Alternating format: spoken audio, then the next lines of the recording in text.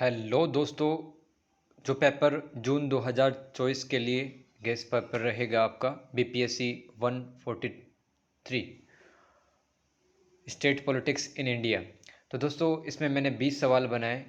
कुछ भी पढ़ने से पहले, याद करने से पहले इन 20 सवालों को लिख लिख के याद कर लेना दोस्तों। आप पास तो हो ही जाएंगे, अच्छे नंबर भी आएंगे। ठीक है, तो इनकी प्रैक्टिस ज़रूर करना। पहला सवाल रहेगा दोस्तों, 1980 के दशक से राज्य राजनीति में परिवर्तन के कारकों को बताएं। तो दोस्तों इसमें आपको क्या लिखना है कि किस तरह से जो कांग्रेस का एक टाइम पर प्रभुत्व था, यानी कि डोमिनेंस था, चाहे वो विधानसभा के चुनाव, लोकसभा के चुनाव, वहाँ पर बहुत ज़्यादा बहुमत के साथ में आती थी। तो 1980 के दशक के बाद में कांग्रेस का थोड़ा कम सीट आया इसका विधानसभा में और लोकसभा में। ठीक है, इस तरह से लिखना है। क्षेत्रीय पार्टियों का उदय हुआ, महाराष्ट्र, राजस्थान, है ना, दक्षिण भारत की बात करें तो क्षेत्रीय पार्टियां भी बनने लगी। ये सब लिखना है आपको। निम्न पर टिप्पणी कीजिए। पहला सवाल रहेगा उत्तर आधुनिक दृष्टिकोण, फिर दूसरा है सामाजिक पूंजी दृष्टिकोण। 10-10 नंबर के सवाल और आपको 200-200 शब्दों में लिखना होगा। 20 नंबर का जो सवाल रहेगा वो 400 शब्द में लिखना है।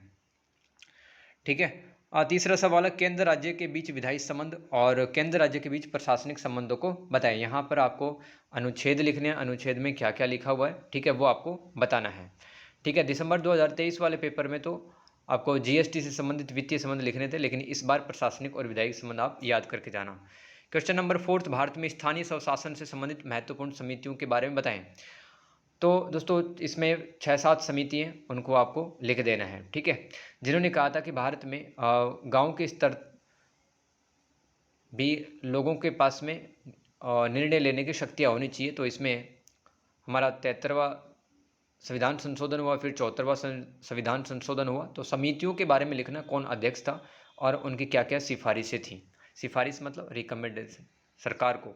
क्वेश्चन नंबर 5 है ग्रामीण स्वशासन और शहरी स्वशासन पर विस्तार से चर्चा करें। दोस्तों दोनों ही सवाल में एक सवाल आना है, शहरी स्वशासन आ सकता है या ग्रामीण स्वशासन आ सकता है, सेपरेट याद करना इसको। क्वेश्चन नंबर 6, भारतीय राज्यों में स्वायत्तता की मांग हेतु स्थापित समितियों पर चर्चा करें।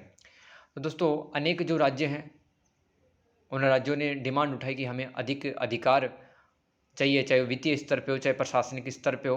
तो सरकार ने समितियां बनाई और उन समितियों ने सरकार को सिफारिशें की। उन्हीं समितियों के बारे में लिखना है आपको। नए राज्यों के गठन व निर्माण पर प्रकाश डाले, जिस तरह से दोस्तों झारखंड बना, है ना, और उत्तराखंड बना, छत्तीसगढ़ बना।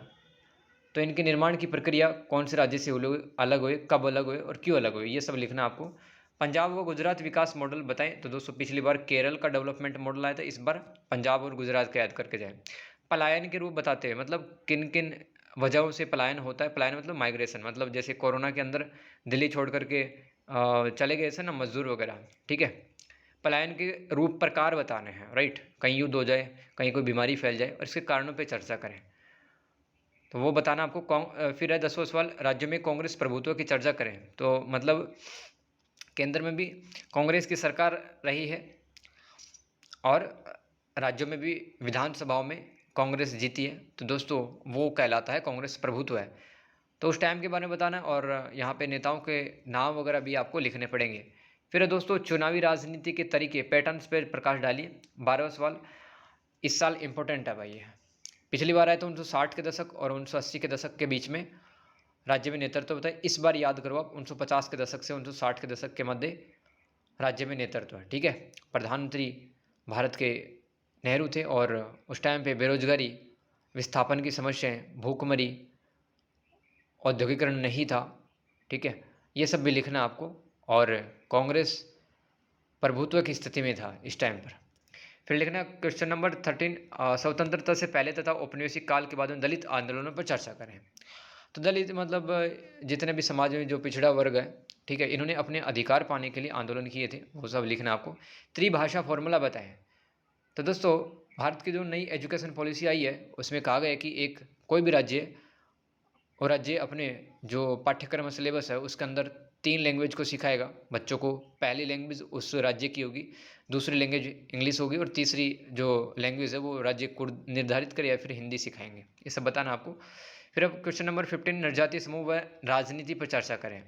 देखो निर्जातीयता का मतलब इथनिसिटी, तो वे समूह जिनका अलग खान-पान, वेशभूषा और पहनावा वगैरह होता है, तो उन राज्यों के बारे में बताना जहाँ पे जनजातीय, जनजातीय समूह रहते हैं और वहाँ पर राजनीति किस प्रकार से चलती है। फिर जनजातीय आंदोलनों की व्याख्या करें। आगे है एलजीबीटीक्यू समुदाय। एलजीबीटीक्यू समुदाय, लेस्बियन, गे, बाइसेक्सुअल, ट्रांसजेंडर, क्वीर, इन समूहों के बारे में बताना है, इनके अधिकारों को स्पष्ट करना है, इनकी समस्याएं भी लिख सकते हैं आप। फिर क्वेश्चन नंबर 18, भारत के पर्यावरणीय आंदोलन के बारे में बताएं। तो समय समय पर इन्वायरमेंट को प्रोटेक्ट करने के लिए बहुत सारे आंदोलन चले, जैसे कि चिपको आंदोलन उत्तराखंड वाला, जिसमें सुंदरलाल बहुगुणा रहते हैं लीडर, और नर्मदा बचाओ आंदोलन मेधा पाटेकर ने नेतृत्व किया था, है ना। और विश्नोई समाज का आंदोलन लिख देना, जिनका नेतृत्व अमृता देवी ने किया था। फिर क्वेश्चन नंबर 19, जिला योजना समिति पर चर्चा करें। और अंतिम सवाल रहेगा दोस्तों, 1990 के दशक से राज्यों में दलीय व्यवस्था पर चर्चा करें। तो देखिए 1990 के बाद में गठबंधन सरकारें बनी थी, ठीक है, और राज्यों में भी दोस्तों अलग पार्टी आई, क्षेत्रीय पार्टियों का विकास हुआ। तो ये आपका रहेगा जून 2024 के लिए इम्पोर्टेंट क्वेश्चंस। मॉडल पेपर कहें या गेस पेपर कहें, इन सवालों को याद करें लिख लिख के दोस्तों, और इन्हीं में से काफ़ी सारे सवाल हैं वो आपको डेफिनेटली पेपर के अंदर मिलेंगे।